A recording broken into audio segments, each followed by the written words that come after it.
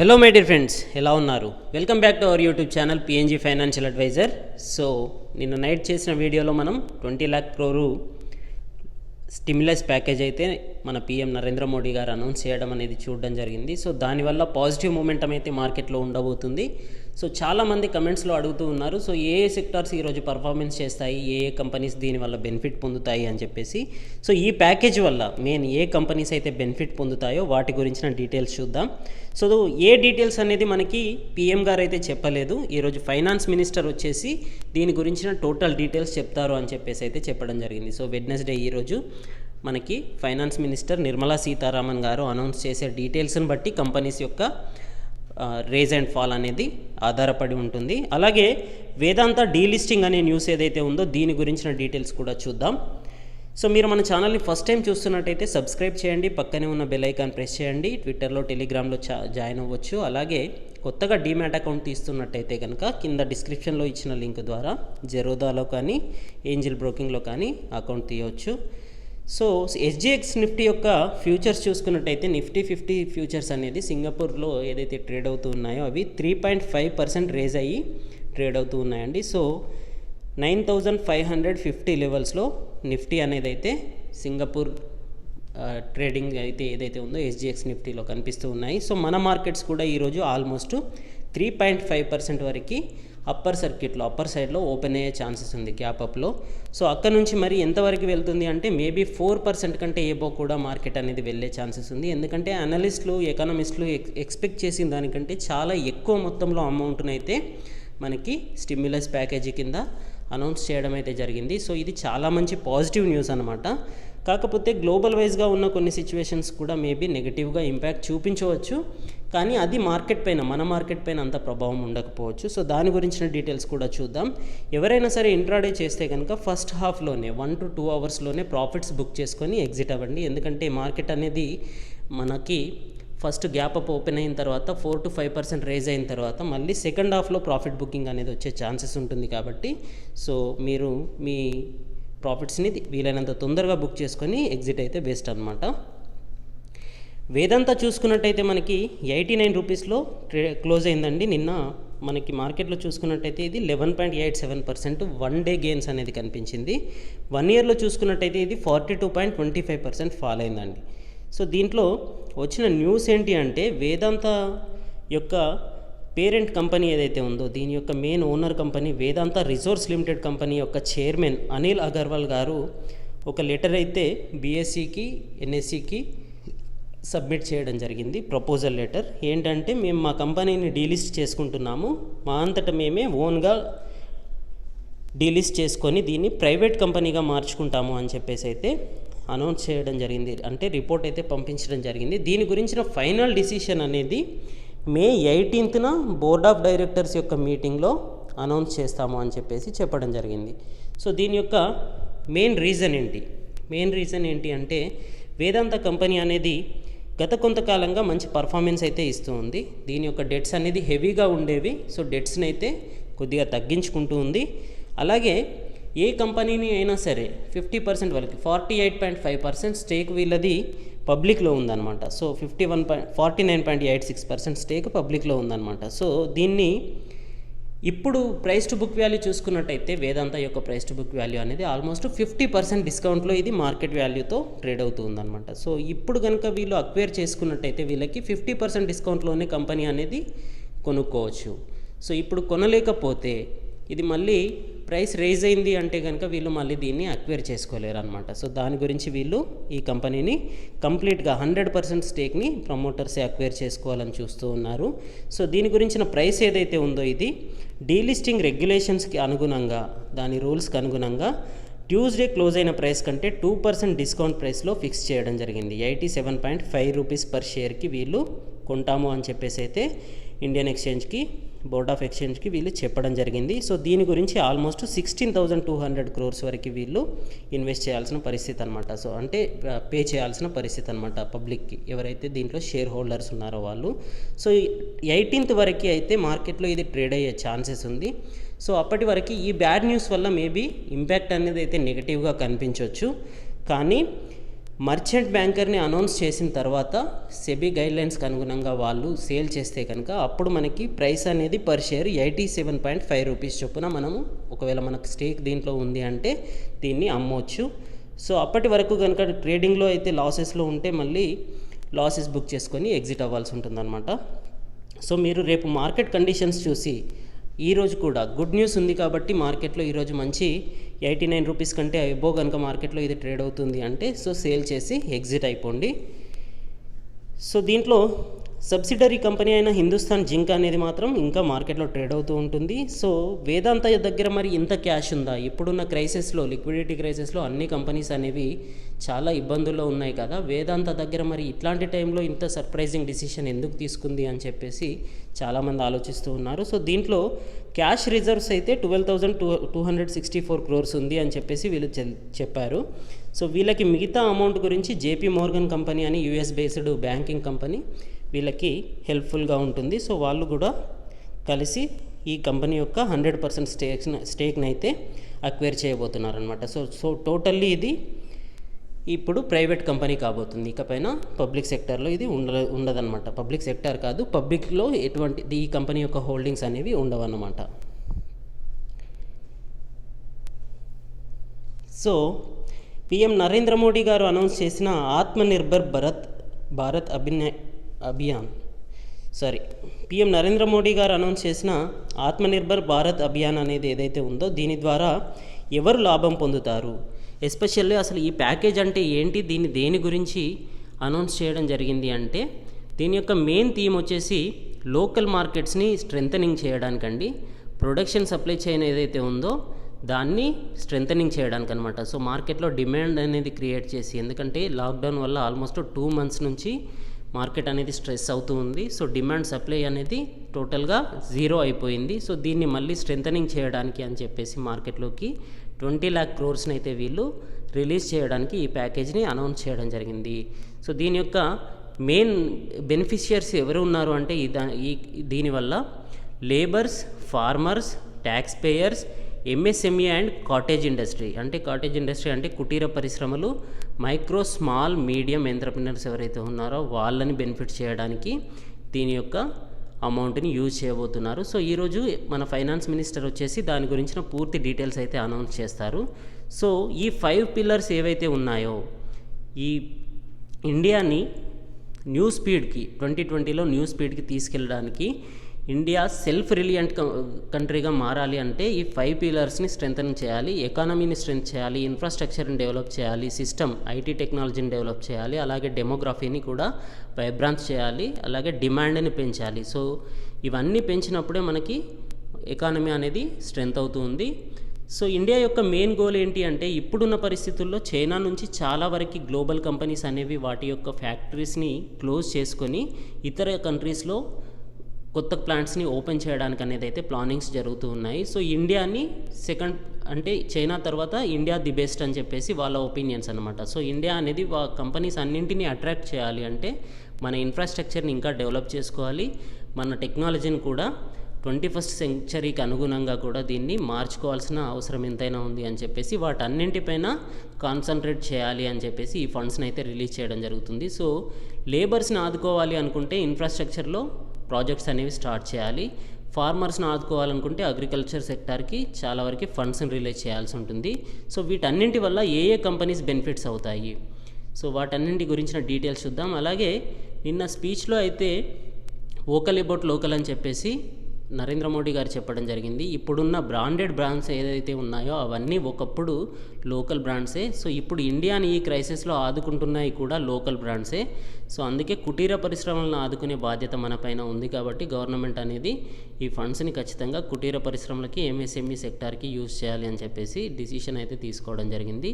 So దాని గురించి అలాగే లాక్డౌన్ 4.0ను కూడా May 18th అనౌన్స్ చేయబోతున్నాము అని చెప్తున్నారు. సో May 18th అనౌన్స్ అవుతుంది అంటే ఇంతలా కర్ఫ్యూ అయితే టోటల్గా 100% లాక్డౌన్ ఉండకపోవచ్చు.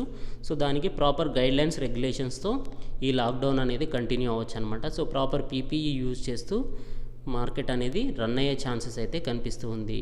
సో ఎకానమీని డెవలప్ చేస్తున్నారు అంటే బ్యాంకింగ్ సెక్టార్కి, ఎన్బిఎఫ్సిస్కి అయితే బెనిఫిట్స్ ఉంటాయి ఖచ్చితంగా. దీంట్లో ఫండ్స్ ఇన్ఫ్యూజ్ అయితే ఉంటుంది. సో బ్యాంకింగ్ సెక్టార్లో మీరు ప్రైవేట్ బ్యాంకింగ్ సెక్టార్లో చూడాలనుకుంటే కనుక ది బెస్ట్ కంపెనీస్ వచ్చేసి HDFC bank, Bandhan bank and RBL bank అని నేను చెప్తున్నాను. సో ఇది నా ఒపీనియన్ అండి.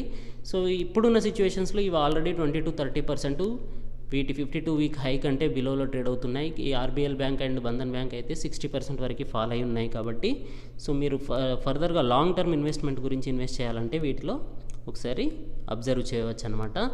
అలాగే ఈ ప్యాకేజ్ గురించి మనం ఆలోచించినప్పుడు మార్కెట్లో ఇంకా కరెక్షన్ అనేది క్లోజ్ అయిపోయింది, ఇంకా మార్కెట్ అనేది కరెక్ట్ అవ్వదు. ఇంత పెద్ద ప్యాకేజ్ ఇచ్చిన తర్వాత కూడా మార్కెట్ ఫాల్ అవుతుందా, ఇక నుంచి ఫర్దర్ ర్యాలీ ఉండవచ్చు అని చెప్పేసి అనుకుంటూ ఉండవచ్చు. కాకపోతే మనం ఒకటి ఆలోచించాలండి, ఇప్పటి వరకు వస్తున్న క్వార్టర్లీ రిజల్ట్స్లో చాలా వరకు లాసెస్ కూడా చూపిస్తున్నాయి కంపెనీస్. కాకపోతే ప్రీవియస్ క్వార్టర్ కంటే తక్కువ ప్రాఫిట్స్ అయితే చూపిస్తూ ఉన్నాయి. ఎందుకు? ప్రీవియస్ క్వార్టర్లో లాక్డౌన్ ఉంది అని. ఎంతవరకు ఉంది? మార్చ్ 15 నుంచి మార్చ్ 31 వరకు ఉంది, అంటే almost 16 days. So 16 days lockdown ఉంటేనే జనవరి, ఫిబ్రవరి, మార్చ్ యొక్క క్వార్టర్ రిజల్ట్స్ ఇంత దారుణంగా ఉంటే, ఇప్పుడు ఆల్రెడీ మనకి 1.5 మంత్కి లాక్డౌన్ అనేది అయిపోయింది, ఇంకా కంటిన్యూ అవుతూ ఉంది లాక్డౌన్ అనేది. అంటే ఈ క్వార్టర్ యొక్క రిజల్ట్స్ ఇంకెంత దారుణంగా ఉండాలి? సో ఈ క్వార్టర్ యొక్క రిజల్ట్స్ అనేవి ఇంకా వరస్ట్గా ఉండే ఛాన్సెస్ అయితే ఎక్కువగా ఉన్నాయి. సో అప్పుడు మార్కెట్ అనేది మళ్ళీ నెగటివ్గా ట్రేడ్ అవ్వచ్చు, సో నెగటివ్గా పడిపోవచ్చు. సో దానికి అనుగుణంగా మీరు ఇప్పుడే ఇటువంటి న్యూస్ విన్న తర్వాత న్యూస్ బేస్డ్ ర్యాలీస్లో లంసమ్ అమౌంట్స్తో ఎప్పుడు ఇన్వెస్ట్ చేయొద్దండి. సో కాస్త ఆలోచించి కొద్ది అమౌంట్స్తో ఇన్వెస్ట్ చేయండి. సో ఈ న్యూస్ ఏదైతే ఉందో ఇది చాలా స్ట్రాంగ్ న్యూస్ కాబట్టి దీని పర్ఫార్మెన్స్ అనేది అట్లీస్ట్ 1 మంత్ వరకే ఉండవచ్చు. కాకపోతే నెక్స్ట్ క్వార్టర్ రిజల్ట్స్ అనేది మళ్ళీ మనకి మార్కెట్ పైన ఇంపాక్ట్ చూపించే ఛాన్సెస్ ఉంది. సో ఇది మళ్ళీ 10-15% వరకు మార్కెట్ని ర్యాలీ తీసుకెళ్తే కనుక ఇప్పుడున్న సిచ్యువేషన్స్లో పొజిషనల్ ట్రేడింగ్ చేస్తూ దీన్ని మనం ప్రాఫిట్స్గా మార్చుకోవచ్చు అనమాట.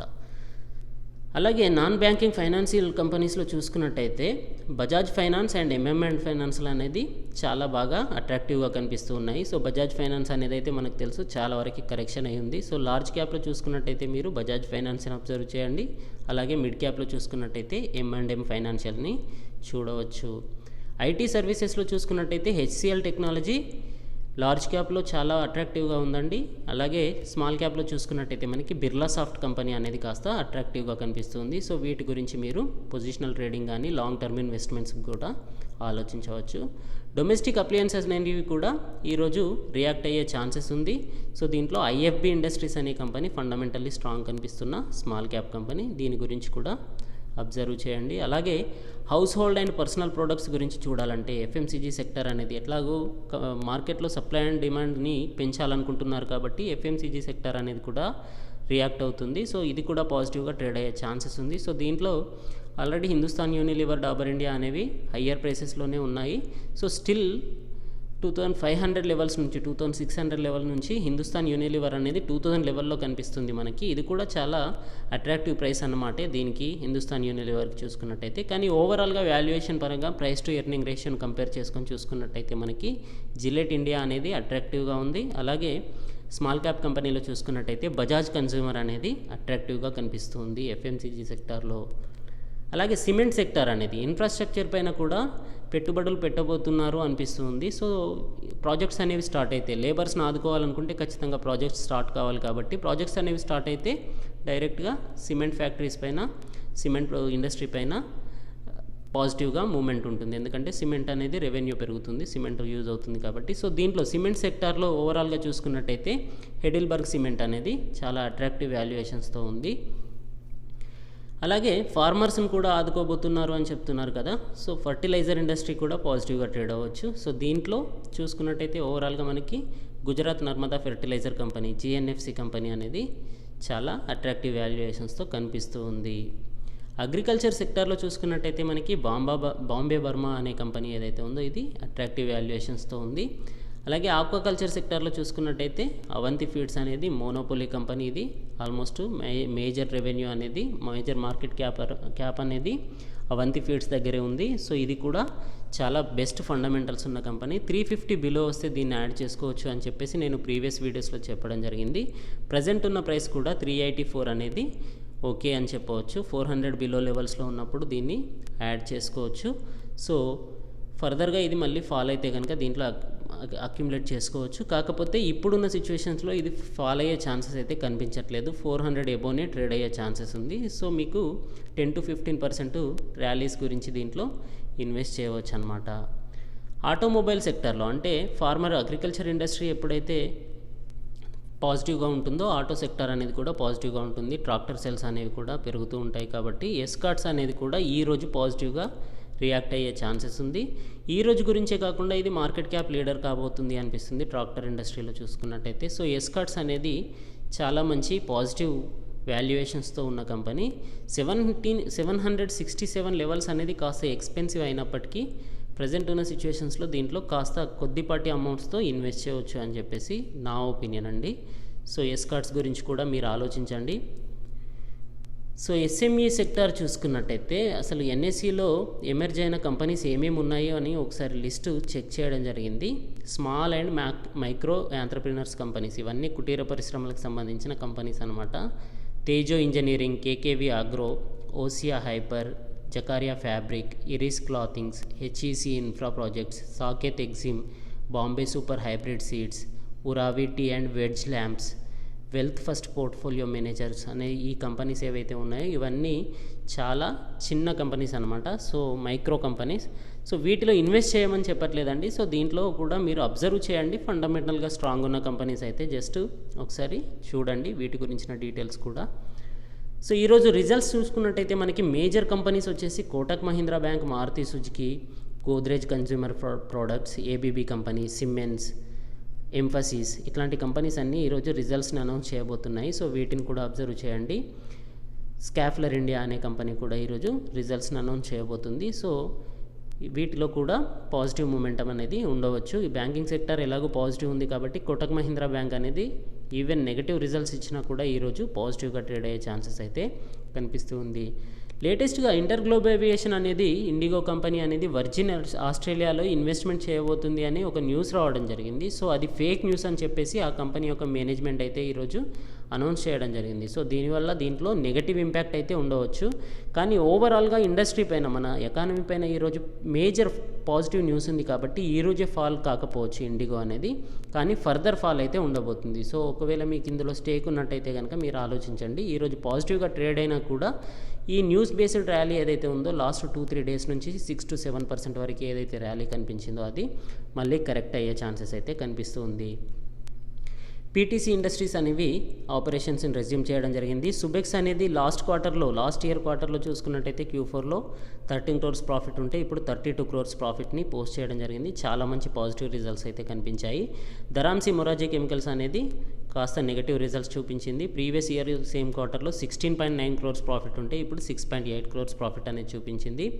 అయితే ఐచర్ మోటార్స్లో ఒక కంప్లైంట్ అయితే రేజ్ అవ్వడం జరిగింది, అన్ఫేర్ బిజినెస్ ప్రాక్టీసెస్ జరుగుతున్నాయి అని చెప్పేసి. సో దాన్ని the competition commission of India అనేది ఈరోజు డిస్మిస్ చేయడం జరిగింది, కొట్టివేయడం జరిగింది. సో దీనివల్ల ఐచర్ మోటార్స్ అనేది కూడా పాజిటివ్గా ట్రేడ్ అయ్యే ఛాన్సెస్ ఉంది. భారతీ ఎయిర్టెల్ అనేది 5G నెట్వర్క్స్ గురించిన వర్క్స్ అనేది స్టార్ట్ చేసింది అని చెప్పేసి దీని యొక్క కోర్ ఆపరేషన్స్ అనేవి స్టార్ట్ అయ్యాయి అనే న్యూస్ ఏదైతే ఉందో దీనివల్ల పాజిటివ్గా ట్రేడ్ అవ్వచ్చు. మారుతి సుజుకి అనేది 50% వర్క్ ఫోర్స్తో ఆల్రెడీ ప్రొడక్షన్స్ అనేవి రెజ్యూమ్ చేసింది కాబట్టి ఇది కూడా లాస్ట్ 3-4 డేస్ నుంచి పాజిటివ్గా ట్రేడ్ అవుతుంది. అదే పాజిటివ్నెస్ అనేది కంటిన్యూ అవ్వచ్చు. సో ఇందూస్ ఇండియా బ్యాంక్లో నిప్పాన్ లైఫ్ ఇన్సూరెన్స్ అనే కంపెనీ స్టేక్ని తీసుకుంటుంది అనే న్యూస్ వస్తుందండి. సో ఈ న్యూస్ వల్ల ఇందూస్ ఇండియా బ్యాంక్ అనేది పాజిటివ్గా ట్రేడ్ అయ్యే ఛాన్సెస్ ఉంది. అలాగే జేకే పేపర్ అనేది నెగటివ్ రిజల్ట్స్ పోస్ట్ చేసింది. శివ సిమెంట్ అనేది నెగటివ్ రిజల్ట్స్ పోస్ట్ చేసింది. సీక్వెంట్ సైంటిఫిక్ అనేది నెగటివ్ రిజల్ట్స్ పోస్ట్ చేసింది. బ్లూ స్టార్ అనే కంపెనీ కూడా నెగటివ్ రిజల్ట్స్ పోస్ట్ చేసింది. నెస్లే ఇండియా చూసుకున్నట్టయితే ప్రీవియస్ ఇయర్ సేమ్ క్వార్టర్లో 463 crores ప్రాఫిట్ ఉన్నట్టయితే ఇప్పుడు ప్రాఫిట్ అనేది పెరిగింది. చాలా మంచి పాజిటివ్ మూమెంట్ అయితే కనిపించింది. 525 crores ప్రాఫిట్ని అయితే చూపించింది. బంధన్ బ్యాంక్ చూసుకున్నట్టయితే ప్రాఫిట్స్లో తగ్గినప్పటికీ గ్రాస్ ఎన్పిఎస్, నెట్ ఎన్పిఎస్ తగ్గించడం అనేది దీంట్లో పాజిటివ్గా కనిపిస్తుంది. 650 crores ప్రాఫిట్ ఉన్న బంధన్ బ్యాంక్ అనేది లాస్ట్ క్వార్టర్లో, ఇప్పుడు ప్రజెంట్ క్వార్టర్లో చూసుకున్నట్టయితే 517 crores ప్రాఫిట్ని చూపించింది. అలాగే ఇండియా మార్ట్ అనేది కూడా మంచి పాజిటివ్ రిజల్ట్స్ని అయితే చూపించింది. ఆల్మోస్ట్ 50% వరకు, 45 to 50% వరకు ప్రాఫిట్ గ్రోత్ అనేది కనిపించింది లాస్ట్ ఇయర్తో కంపేర్ చేసుకున్నట్టయితే. లాస్ట్ ఇయర్లో 28.2 crores ప్రాఫిట్ ఉండేది, ఇప్పుడు లాస్ట్ క్వార్టర్ చూసుకున్నట్టయితే 44.3 crores ప్రాఫిట్ని అయితే చూపించింది. హ్యావెల్స్ ఇండియా చూసుకున్నట్టయితే 24 to 25 రూపీస్లో ట్రేడ్ అవుతున్న కంపెనీ ఇది లాస్ట్ ఇయర్ సేమ్ క్వార్టర్లో 199 crores ప్రాఫిట్ని చూపిస్తే ప్రజెంట్ క్వార్టర్లో 178 crores ప్రాఫిట్ని చూపించిన కంపెనీ. సో ప్రాఫిట్స్ అనేది అయితే డిక్లైన్స్ కనిపిస్తుంది, కానీ దీంట్లో రిలయన్స్ యొక్క స్టేక్ ఉంది అనే న్యూస్ ఏదైతే వచ్చిందో దాని ద్వారా దీంట్లో ట్రేడింగ్ అనేది అయితే హెవీగా కనిపిస్తుంది. సో పాజిటివిటీనెస్ అయితే దీంట్లో కనిపిస్తూ ఉంది. సో ఇదండి ఈరోజు న్యూస్. అయితే గ్లోబల్ వైజ్గా చూసుకున్నట్టయితే ఈరోజు డౌ జోన్స్, S&P 500, నాస్డాక్ అనేవి ఆల్మోస్ట్ 2% వరకు కరెక్షన్ అయ్యాయి. సో ఇది కాస్త నెగటివ్గా కనిపిస్తుంది, కానీ మన మార్కెట్లో ఉన్న న్యూస్ పైన దీని ఇంపాక్ట్ అనేది అయితే అంతగా కనిపించకపోవచ్చు ప్రజెంట్ ఈరోజు అయితే. దీని రీజన్ ఏంటి అంటే డౌ జోన్స్ అనేది బిజినెస్ రీఓపెనింగ్ని నెగిటివ్గా తీసుకుందండి. మార్కెట్ ఇండెక్స్ అనేది నెగిటివ్గా తీసుకుంది, ఎందుకంటే ఈ రష్డ్ రీఓపెనింగ్స్ వల్ల మళ్ళీ కరోనా కేసెస్ అనేవి పెరిగే ఛాన్సెస్ ఉంది. కాబట్టి ఇది రాంగ్ డిసిషన్ కాబోతుందేమో, ఇంకా కాస్త ఆలోచించాల్సింది అని చెప్పేసి మార్కెట్ యొక్క అనలిస్ట్ల యొక్క ఒపీనియన్ అండి. సో దాని ద్వారా ఈరోజు మార్కెట్లో ఇన్వెస్టర్స్ అనేది నెగటివ్గా తీసుకున్నారు. సో ఓవరాల్గా చూసుకున్నట్టయితే యూరప్, ఆసియా అనేది కాస్త పాజిటివ్గా కన్సాలిడేషన్ ఫేజ్లో ఉన్న యూఎస్ యొక్క రిజల్ట్స్ అయితే అంటే ట్రేడింగ్ అయితే ఇండైసెస్ అనేవి నెగటివ్గా క్లోజ్ అయ్యాయి. సో ఇది కాస్త మార్కెట్ పైన నెగటివ్ ఉండొచ్చు. మన మార్కెట్ అనేది ఆల్మోస్ట్ 3.5% నుంచి 5% వరకు ఈరోజు ర్యాలీ చూసే ఛాన్సెస్ ఉంది. సో వన్స్ 5% వరకు ర్యాలీ చూపిస్తే కనుక మార్కెట్ అనేది సో ఫర్దర్ కరెక్షన్లో కాస్త 1 to 2% వరకు కరెక్షన్ అవ్వచ్చు. Okay my dear friends, thank you. Video నచ్చినట్టయితే like and share and comment చేయండి. పక్కనే ఉన్న బెల్ ఐకాన్ ప్రెస్ చేయండి. అలాగే టెలిగ్రామ్ ఛానల్లో జాయిన్ అవ్వండి. Thank you. Good luck. జై హింద్.